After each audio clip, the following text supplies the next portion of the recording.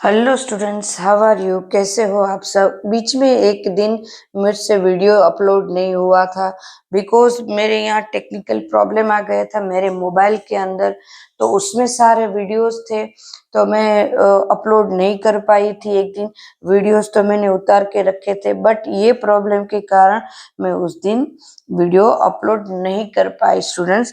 तो इसीलिए आप कंटिन्यू जो कर रहे हो उसके लिए आपका थैंक यू। आप मेरे वीडियो देख रहे हो, उसको समझ रहे हो, थैंक यू। अब नेक्स्ट आज का हमारा टॉपिक है थर्ड लॉ ऑफ एंट्रोपी। अब देखो, थर्ड लॉ ऑफ थर्मोडायनेमिक्स किसके ऊपर है? एंट्रोपी के ऊपर है।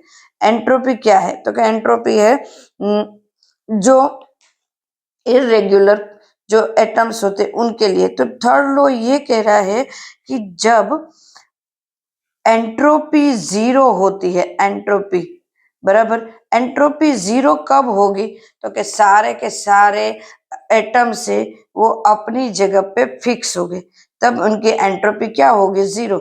किसमें होता है? सॉलिड में इस तरह से होता है कि एंट्रोपी बिल्कुल आपको जीरो मिलती है। तो वैसे कब होगा? तो कि बिल्कुल क्रिस्टलाइजेशन फॉर्म में हो तब होता है। The entropy of any substance, any pure crystallization, crystalline substance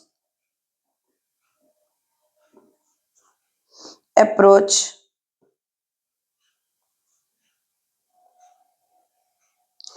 zero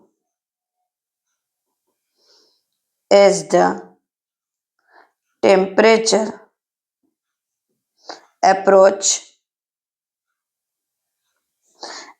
is absolute zero. मतलब एब्सोल्यूट जीरो टेम्परेचर होगा तब उनकी एंट्रोपी जीरो होगी। मतलब उसको टेम्परेचर देना ही नहीं है, बिल्कुल उनके पास टेम्परेचर नहीं होगा तभी तो वो उसकी एंट्रोपी जीरो होगी। Third law is known as third law of thermodynamics.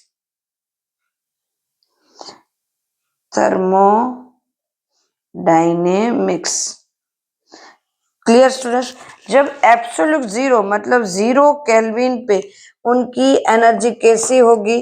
तो कि जीरो केल्विन के ऊपर इनकी एनर्जी एकदम से एंट्रोपी जीरो हो जाएगी। मतलब ये क्यों रिवर्सिबल या इरिवर्सिबल ऐसा कुछ नहीं होगा, उनकी एंट्रोपी जीरो मिलेगी। क्लियर है स्टूडेंट्स? ये उसके साथ साथ अब गिब्स एनर्जी हम देखते हैं। चलो गिब्स फ्री एनर्जी देखते हैं, वो बाकी है, वो देख लेते। एक टॉपिक बाकी है हमारा, तो वो भी हम आज कंप्लीट कर देते हैं अपना टॉपिक। तो वो भी ताकि अपना ये चैप्टर ही खत्म हो जाए। गिब्स एनर्जी, एनर्जी क्या कहते हैं? जब हम जानते हैं कि कोई भी कंपाउंड है, कोई भी सब्सटेंस है, वो अपने आप उनमें चेंजेस कब होता है? मतलब स्पॉन्टेनियस रिएक्शन कब होती है? स्पॉन्टेनियस रिएक्शन अपने आप कब होती है? तो कि जब भी कोई ऐसा हो जो हाई से लो की तरफ जा रहा है तब स्पॉन्टेनियस रिएक्शन होगी। या तो ये भी बोल सकते हैं कि कोई गर्म है, हॉट है, तो उसमें से लो होगा टेम्परेचर, वो भी स्पॉन्टेनियस रिएक्शन होगी। मतलब वो एक ऐसी रिएक्शन है जो रिवर्सिबल नहीं है, रिवर्सिबल नहीं है, जो कि आई से अपने आप मेल्ट हो रहा है, हॉट चीजें अपने आप लो टेम्परेचर में जा रही है, कूल हो रही है, तो वो कैसी है? रिवर्सिबल नहीं है, इरिवर्सिबल प्रोसेस है। कि जिनमें अब पहले कैसा था? एंट्रोपी नहीं थी, अब एंट्रोपी हो रही है, ये है एंट्रोपी। अब जब इरिवर्सिबल प्रोसेस है ये सब, तो रिवर्सिबल प्रोसेस मुझे करनी है तो कि रिवर्सिबल प्रोसेस करनी है तो वो मुझे उसको एनर्जी देनी पड़ेगी या तो सिस्टम के ऊपर मुझे वर्क करना पड़ेगा, ये सब पता जाएगा। मतलब उसके ऊपर वर्क करना पड़ेगा। तो जब भी कोई ऐसी एनर्जी के बारे में रिएक्शन स्पॉन्टेनियस होगी या नॉन स्पॉन्टेनियस होगी, वो किसके ऊपर डिपेंड होगा? जी के ऊपर। क्यों जी के ऊपर? मतलब कितनी एनर्जी उसमें से एब्जॉर्ब हो रही है, कितनी एनर्जी वो रिलीज हो रही है, इसके ऊपर भी डिपेंड होगा। तो जी के ऊपर डिपेंड होगा। और जी है वो किसके ऊपर डिपेंड होता है, जी है वो किसके ऊपर डिपेंड होता है, तो कि जी है एच के ऊपर डिपेंड होगा, एंथैल्पी टी के ऊपर डिपेंड होगा, और एंट्रोपी, इसके एंट्रोपी कितनी है इसके ऊपर डिपेंड होगा, वो हमने देखा है। तो डेल्टा जी, क्योंकि सारे के सारे स्टेट फंक्शन है, तो delta G equal to delta H minus, मतलब इन तीनों की साइन है, delta H minus T delta S, ये हमने देखा है कि ये होगा। मतलब measurement of useful energy reaction process have to sometime work, मतलब वर्क के ऊपर भी डिपेंड है। तो यहाँ पे डेल्टा जी क्या है, तो कि delta G change of energy है, डेल्टा एच क्या है, चेंज इन हीट एनर्जी है, टी क्या है, तो कि टेम्परेचर है, डेल्टा टी टेम्परेचर है, डेल्टा टी की जगह हम टी लेते हैं। और ये क्या है, तो कि डेल्टा एस क्या है हमारा, तो कि हमारा एंट्रोपी चेंज है, डेल्टा एस क्या है हमारा एंट्रोपी चेंज है, कि एंट्रोपी किस तरह से हो रहा है ये। अब देखो आई से वो हीट को एब्जॉर्ब कर रहा है, हीट को एब्जॉर्ब कर रहा है, बराबर है, इसलिए अपने आप उनमें से रिएक्शन हो रही है। अब जब यहाँ पे कंडीशन आती है कि रिएक्शन अपने आप होगी या नहीं होगी, तो वो किसके ऊपर डिपेंड है, तो कंडीशन है। तो कंडीशन को हम देख लेते कि कौन कौन सी कंडीशन है। तो पहले होगा हमारा डेल्टा एच, डेल्टा हमारी फर्स्ट कंडीशन होगी delta G less than 0, process is spontaneous, मतलब स्पॉन्टेनियस रिएक्शन होगी। डेल्टा जी 0 लेस देन 0 मतलब अब स्पॉन्टेनियस रिएक्शन मतलब आइस अपने आप पिघल रहा है, रिएक्शन स्पॉन्टेनियस रिएक्शन मतलब इनमें से एनर्जी जा रही है, जा रही है, एनर्जी कम हो रही है, तो डेल्टा जी 0 होगा, एनर्जी कम हो रही है, एनर्जी कम हो रही है तो डेल्टा एच प्लस होगा, सिस्टम सराउंडिंग में जा रहा है, तो साथ साथ में डेल्टा एस भी पॉजिटिव होगा ना, टी डेल्टा एस भी, क्योंकि अभी टेम्परेचर नहीं देना है और मूवमेंट यहाँ पे फिक्स थे, उसमें से अब डेल्टा एस एंट्रोपी बढ़ रही है धीरे धीरे, तो डेल्टा एस भी अभी ये प्लस होगा।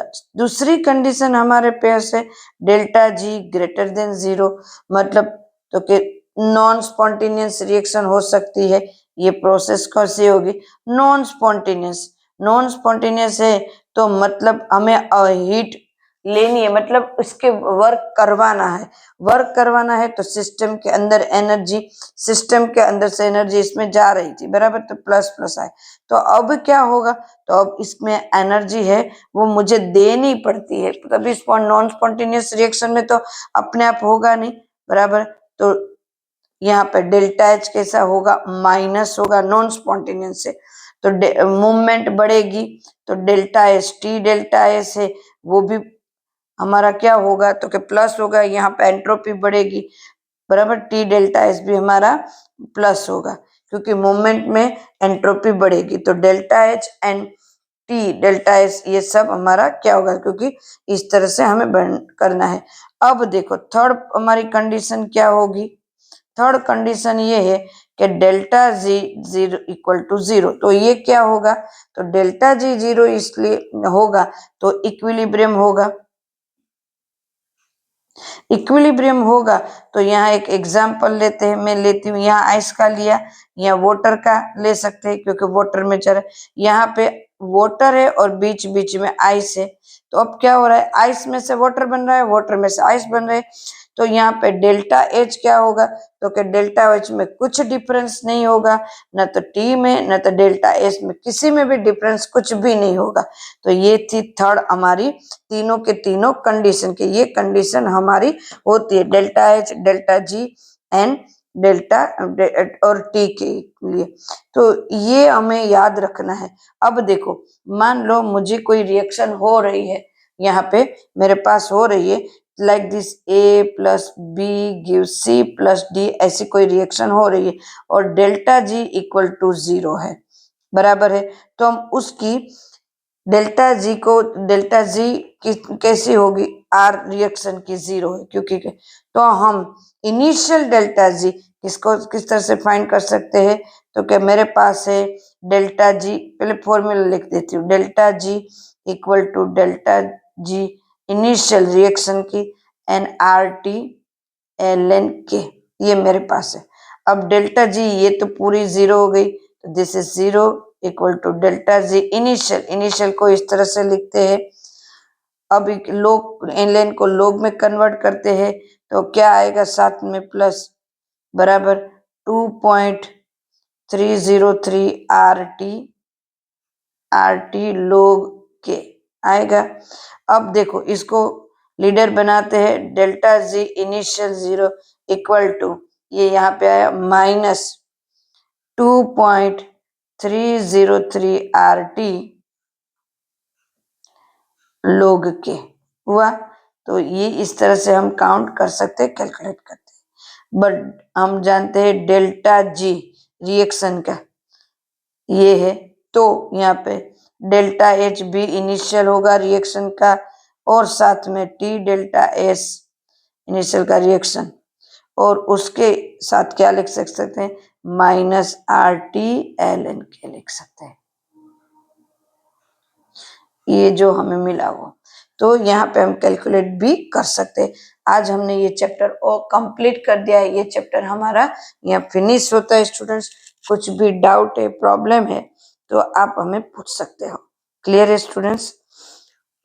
Okay, bye and take care. Channel को लाइक करो और सब्सक्राइब करो।